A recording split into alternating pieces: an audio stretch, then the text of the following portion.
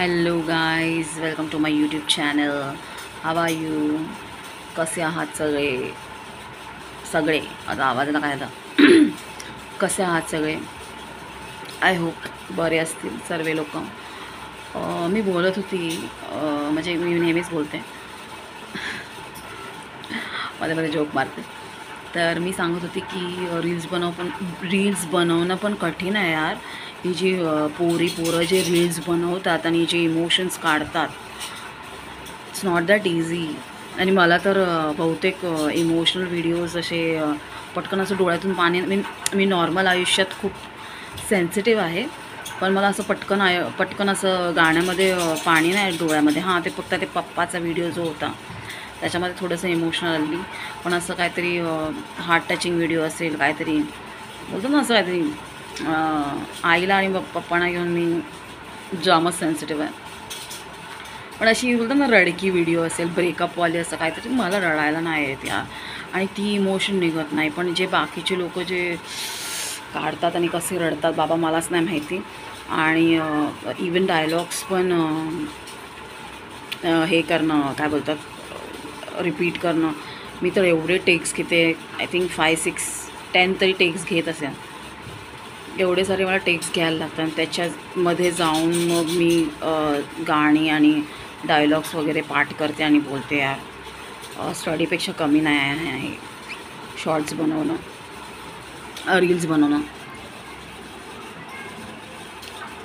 खरंच कसे म्हणजे बाकीचे लोक जे रील्स बनवतात आणि फेमस होतात, जे हॅट्स ऑफ आहे त्यांना.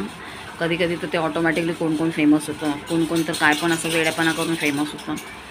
कोण तर तुम्हाला काय सांगू, कोण वल्गॅरिटीने फेमस होतं, कोण कशाने फेमस होतं. पण मला असं वाटतं की आपण चांगल्या यूट्यूबर्सला आणि जे खरंच चांगलं करत असेल त्यांना सपोर्ट करावं, असं मला वाटतं, असं माझं ओपिनियन आहे.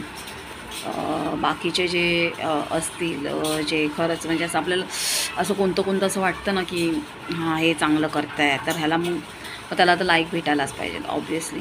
पण कधी असं कोण असं, मी असं पण बघितलं की कोणते व्हिडिओज बघितले ज्याच्यामध्ये एक माणूस येतो आणि तो चपाती घेतो आणि चपातीमध्ये गोबर खातो, गायचं गोमूत्र पितो. तर हे सगळे व्हिडिओज त्याला एवढे सारे लाईक भेटतात, मला समजत नाही कसं काय. आता गोबर खातो, तो गू पण खाऊ शकतो कदाचित पुढे. माणसाचं गू खायला त्याला टाईम नाही लागणार. हे मी असं बोलते पण मला खूप वाईट वाटतं आहे बोलताना. पण चपातीबरोबर गोबर कसा खाऊ शकतो यार, मला तर विचित्र वाटतं एकदम खूप. माहीत नाही मला. आणि तसे व्हिडिओजला लाईक पण देतात आणि कोण तर असे न्यूडिटी दाखवतात, वल्गॅरिटी दाखवतात, कोण शिव्यांना पण सपोर्ट करतात, न्यूडिटीला सपोर्ट करतात. त्या मुली येतात आता लाईव्ह पण मी बघते, कोणते सेशन्स येतात, मुली येतात, आपले क्लिवेज दाखवतात. ठीक आहे ना, तुमचं मर्जी, तुम्हाला काय दाखवायचं ते दाखवा, मला काही घेणं देणं नाही. पण मी बोलते एवढं सगळं दाखवून त्यांना लाईक्स देत आहेत तुम्ही, ऑब्वियसली द्या, इट्स युअर चॉईस. पण जे चांगलं करतात त्यांना पण थोडंसं सपोर्ट करा, असं माझं म्हणणं आहे, असं माझं ओपिनियन आहे पर्सनली. तर मग बघा कसं काय करायचं आहे ते. तर मला पण सपोर्ट करा जर मी खरंच चांगलं करत असेल तर. आणि एवढं सांगू इच्छिते. आणि माझं जरा वॉच टाईम वाढवा, आणि सगळे व्हिडिओज बघा. मी माझे एक्सपिरियन्सेस शेअर केलेले आहेत, जे माझ्या आयुष्यात जे माझे एक्सपिरियन्सेस घडतात ते मी रिॲलिटीमध्ये तुमच्याशी एकदम ट्रुथफुली म्हणजे जे आहे ते सांगते मी तुम्हाला. काही गोष्टी मी नाही सांगू शकत, ते खूपच पर्सनल आहेत, तर ते नाही सांगू शकत मी. पण काही गोष्टी जे शेअर केले ते माझे पर्सनल एक्सपिरियन्सेस आहेत, जे मी केलेले आहेत तेच मी शेअर करते. आणि तुम्ही ते नक्की बघा माझे व्हिडिओज, तुम्हाला खूपच रिलेटेबल वाटेल. तुम्हाला असं वाटेल की हे तुमच्यासोबत झालेलं आहे.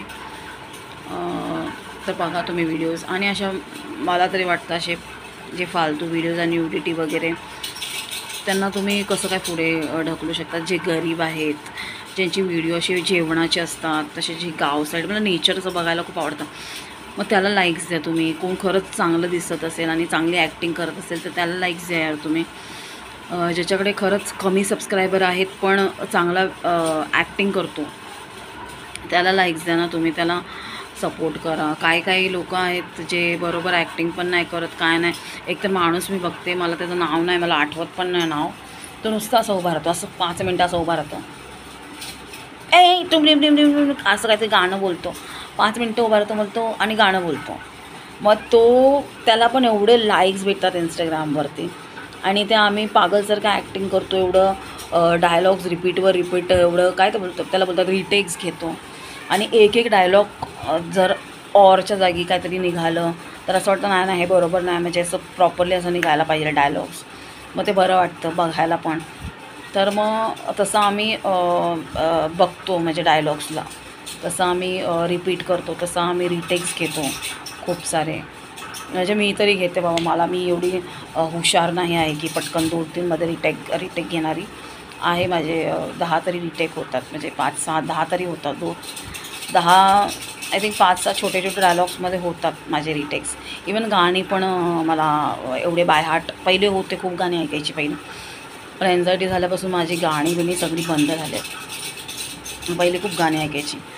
तर मी बोलते, तुम्ही जे खरंच चांगलं असेल, काय करत असेल तर त्याला सपोर्ट करा, बस एवढंच माझं म्हणणं आहे.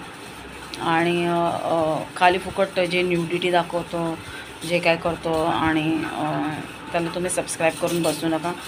कारण की कसं आहे ना, दॅट इज नॉट परमनंट, ते टेम्पररी आहे. आणि त्याच्यामध्ये तुम्हाला काय भेटतं मला नाही माहिती. मग आय डोंट नो, मग पुढे मी काय बोलू नाही शकत, तुमची चॉईस आहे. फक्त मला एवढंच पाहिजे की जे बोलतात ना, जे खरं ज्याच्याकडे खरं टॅलेंट आहे त्याला तुम्ही पुढे पोचवा, एवढंच मी सांगू शकतो.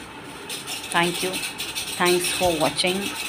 Like, support to my channel, आणि करत आहात तुम्ही सपोर्ट, मी बघते आहे. मी सगळ्यांचे कॉमेंट्सही वाचते आहे, चांगले पण कॉमेंट्स वाचते. Thank you for that. जे चांगले मला कॉमेंट्स करतात आणि जे वाईट कमेंट करतात त्यांना पण थँक्यू, ते पण मला पुढेच ढकलत आहेत, पाठीनं ढकलत आहेत. तर जे वाईट कमेंट करता आहेत, टाईम भेटला तर मी त्यांना रिप्लाय देईन, नाही भेटला तर इग्नोर करेन. पण जे वाईट कॉमेंट्स करतात ना, प्लीज त्यांनी स्वतःला जरा आरशात पण बघून घ्या. मी पुन्हा बोलते, सारखं म्हणजे बोलेन मी. तुमच्या घरी पण फॅमिली आहे, तुमच्या फॅमिलीमधलं कोणाला पण तसं कॉमेंट कोणी मारली, रस्त्यात मारली समजा, तर मग तुमचं काय रिॲक्शन असेल, तुम्हाला चांगलं वाटेल, वाईट वाटेल, ते तुम्ही इमॅजिन करा. बस एवढंच बोलायचं आहे. Thanks for watching. Like, subscribe and support to my channel. Love, bye.